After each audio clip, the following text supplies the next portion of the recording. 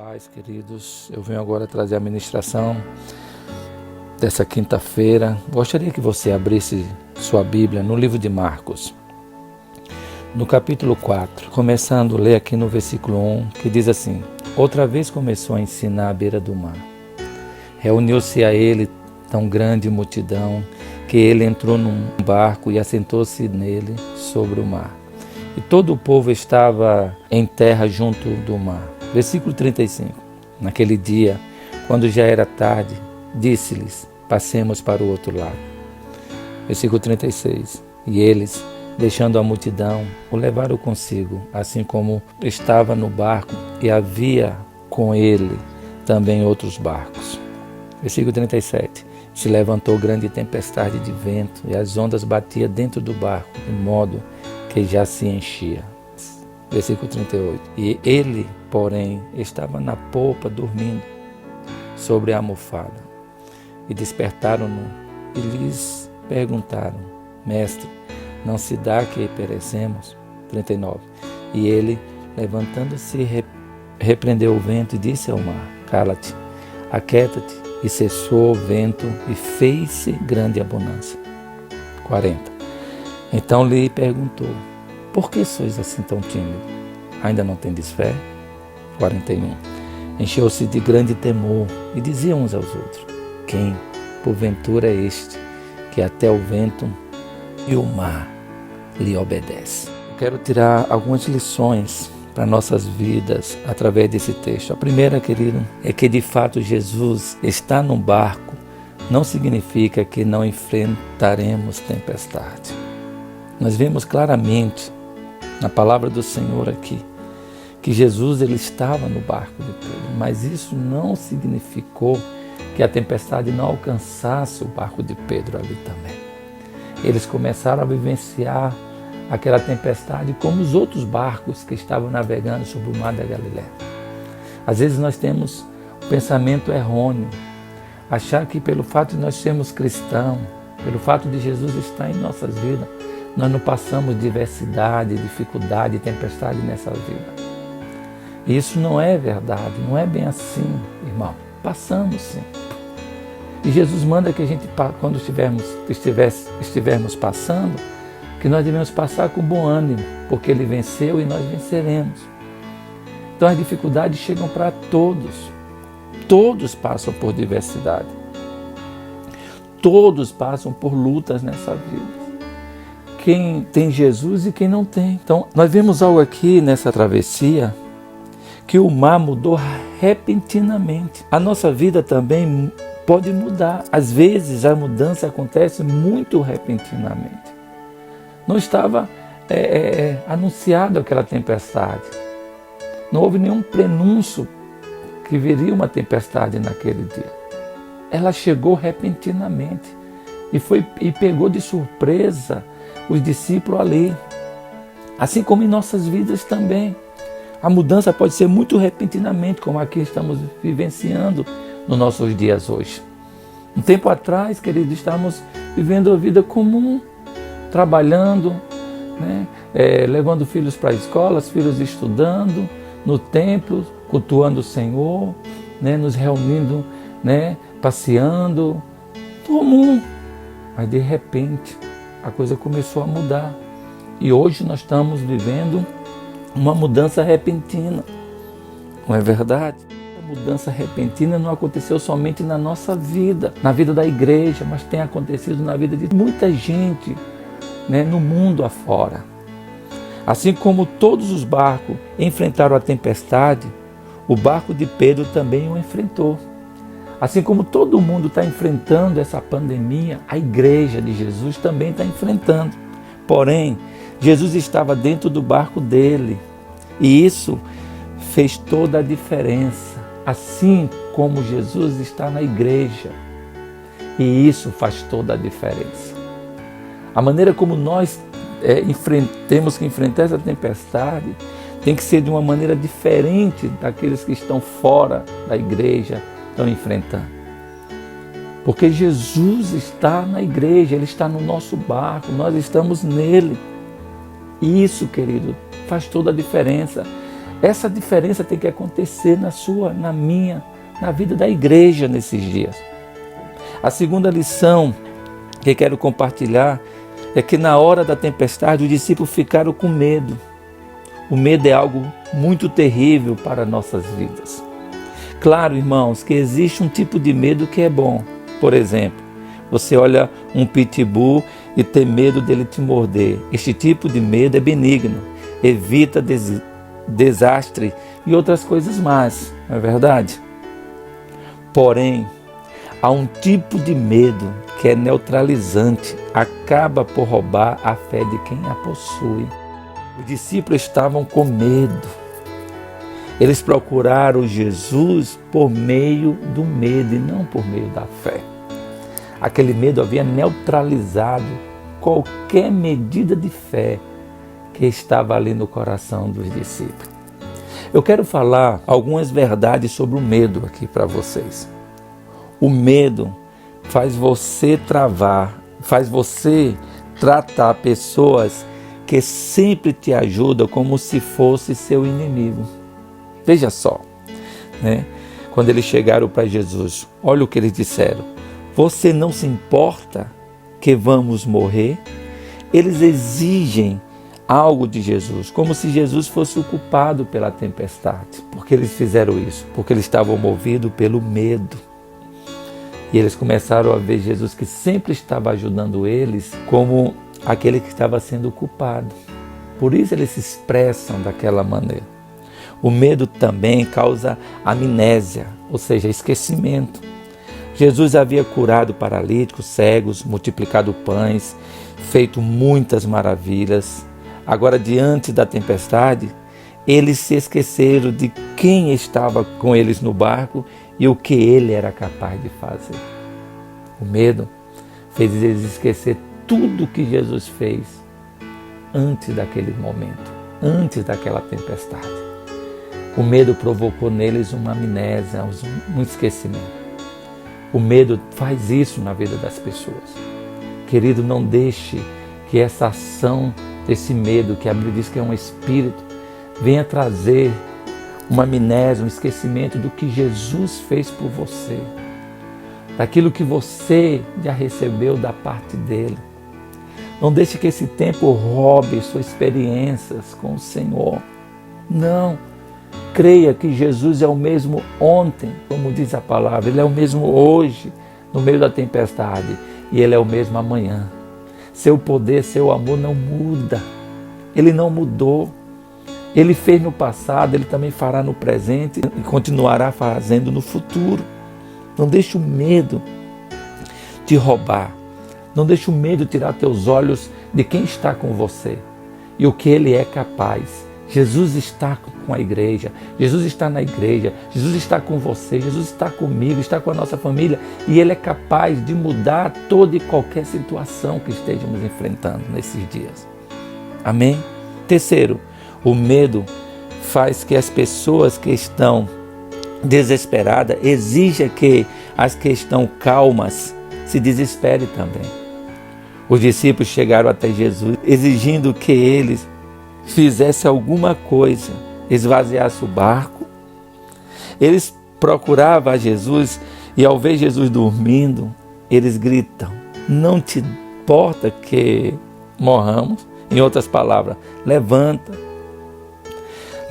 daí, faz alguma coisa, pega um balde, nos ajuda a esvaziar esse barco. Ou seja, eles estavam desesperados, eles estavam ali movidos por essa ação desse espírito de medo, e bateu o desespero, as incertezas, estava neles o medo de morrer, aquela situação toda.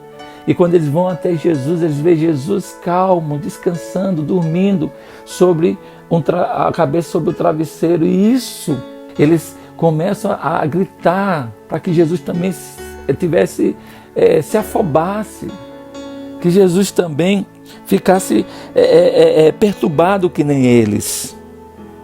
Que Jesus saísse da sua tranquilidade, que entrasse no desespero que eles estavam vivendo. Que Jesus vivesse a situação que eles estavam vivendo.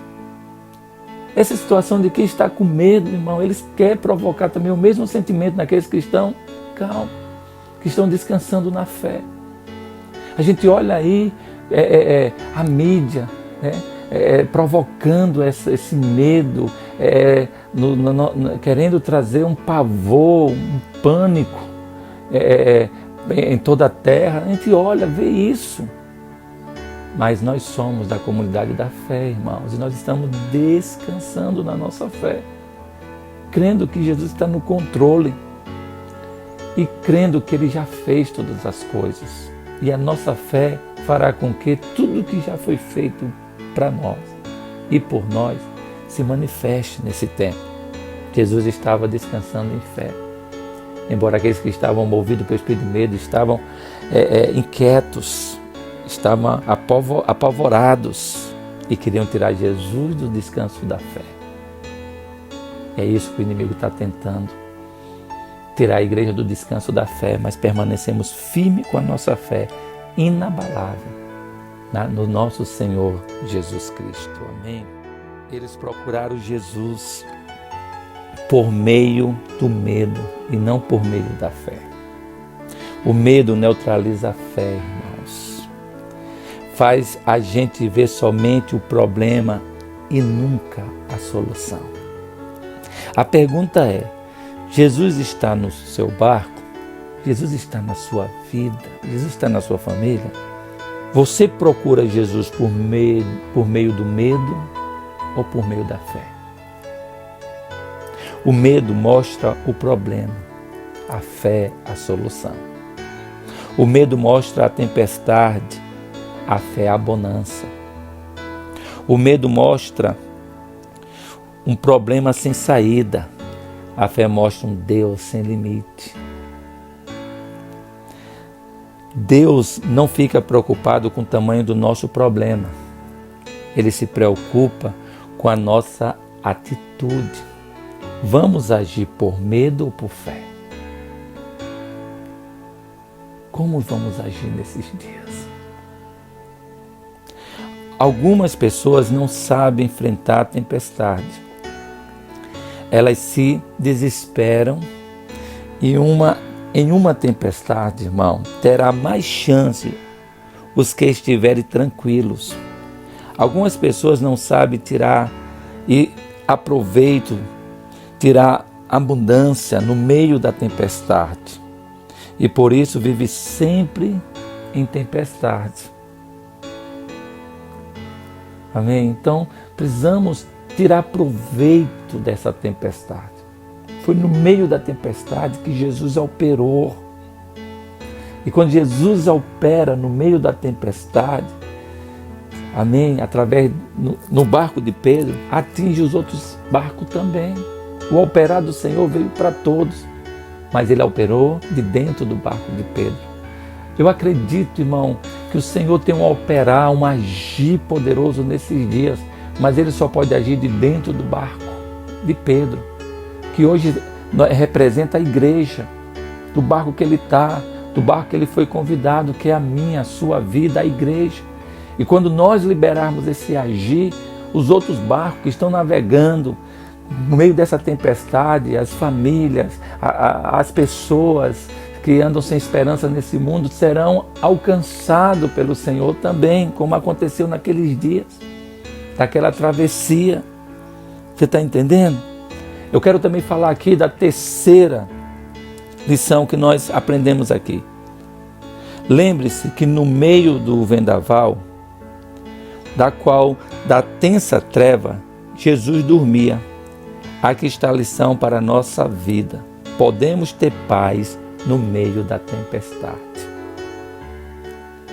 No meio daquela situação adversa, em que os discípulos estavam possuídos pelo espírito de medo ali, né? Que perderam toda a tranquilidade, estavam agindo desordenadamente. A Bíblia diz que Jesus descansava sobre a cabeça, sobre o travesseiro e dormia. A lição que nós tiramos daqui é que podemos ter paz em meio à tempestade. Qual é o exemplo que nós vamos tomar? O dos discípulos que estavam possuídos pelo espírito de medo ou de Jesus que estava descansando na fé? Podemos ter paz em meio à tempestade. Podemos ter paz em meio a essa pandemia. Em meio a tudo isso que está acontecendo diante dos nossos ouvidos e dos nossos olhos. Nós podemos passar por essa tempestade com paz em nossos corações. Jesus, irmão, é apenas o convidado. O barco é seu. Você pode passar com ele ou não. A opção é sua. Lembre-se, Jesus não era o dono do barco. O barco era de Pedro. Ele só era o convidado a entrar naquele barco para passar junto com eles para o outro lado. O barco é seu. Jesus é o seu convidado. Ele está no seu barco. Ele está com você.